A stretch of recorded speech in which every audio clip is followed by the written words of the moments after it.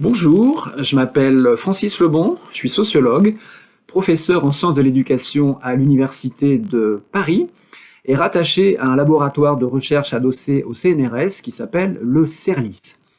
Ce livre, Entre travail éducatif et citoyenneté, l'animation et l'éducation populaire, est la version très légèrement remaniée de la note de synthèse de mon habilitation à diriger des recherches, HDR, qui est en fait un diplôme qui permet notamment de pouvoir diriger des thèses de doctorat.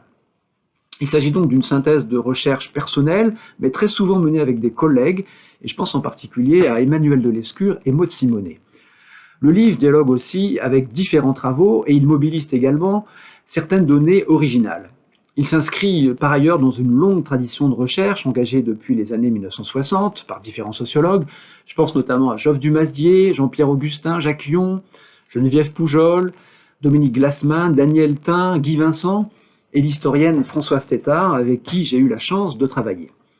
Mon regard, s'il est original, met peut-être l'accent, et un accent critique, sur la question du travail éducatif, du point de vue de différentes professions socio-éducatives. Mais alors, l'animation et l'éducation populaire, c'est quoi? L'éducation populaire correspond en France à un vaste et vague ensemble de pratiques qui prétendent favoriser l'émancipation par des activités éducatives et culturelles souvent menées en dehors de l'école. L'animation, elle peut se comprendre comme l'une des formes professionnelles de l'éducation populaire et elle désigne un projet dont la vocation est plus large que celle qui amène à organiser des activités de loisirs. En résumé, l'animation et l'éducation populaire désignent, au moins potentiellement, un vaste espace d'activité qui s'étend de la surveillance des cantines scolaires à des formes de contestation du monde politique.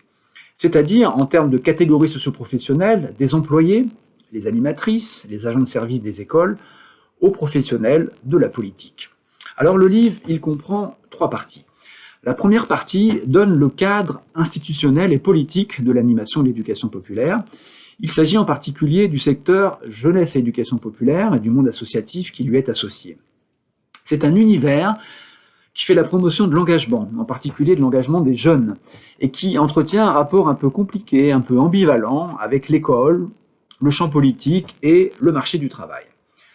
La deuxième partie du livre, elle se focalise sur la profession un petit peu emblématique de cet univers, à savoir celle des animateurs et des animatrices qui travaillent la plupart du temps pour des associations ou des mairies. Historiquement, le développement de l'animation repose d'une part sur l'essor des équipements socioculturels du type MJC, Maison des Jeunes et de la Culture, avec la figure du directeur, mais le développement de l'animation correspond d'autre part à la professionnalisation massive d'un travail féminin longtemps resté dans l'ombre de l'école primaire, avec la figure de l'animatrice périscolaire, figure sur laquelle j'ai particulièrement insisté. Enfin, la troisième et dernière partie de l'ouvrage s'interroge sur la place de l'animation à l'école primaire, et en particulier lors de l'épisode de la réforme des rythmes scolaires, mise en place sous François Hollande à partir donc de 2012.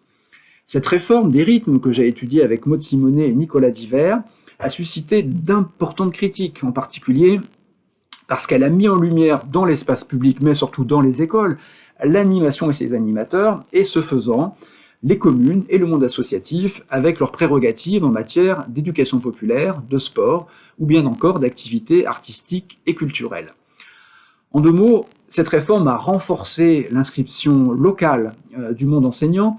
Elle a invité des intervenants au profil parfois incertain à venir jouer sur leur territoire professionnel, ce qui a donc généré d'importants conflits interprofessionnels. Ce livre sur l'animation et l'éducation populaire pourra donc, je crois, intéresser les travailleurs sociaux, les enseignantes, les enseignants et tous les militants de l'éducation populaire, et je sais qu'ils sont nombreux. Du point de vue académique, l'animation et l'éducation populaire correspond à un petit objet, mais qui revêt, me semble-t-il, un certain nombre de vertus. Il permet de s'interroger sur les frontières du militantisme, de l'engagement. Il peut contribuer à la sociologie des groupes professionnels, avec par exemple les animateurs, qui ont la particularité d'être à cheval sur les classes populaires et sur les classes moyennes. Enfin, cet objet permet de revenir sur les différents partenariats qui traversent l'école et le monde du travail depuis les années 1980. Pour finir, je dirais que ce livre montre des airs de famille entre mes intentions et son objet même, puisque l'éducation populaire vise généralement l'émancipation individuelle et collective.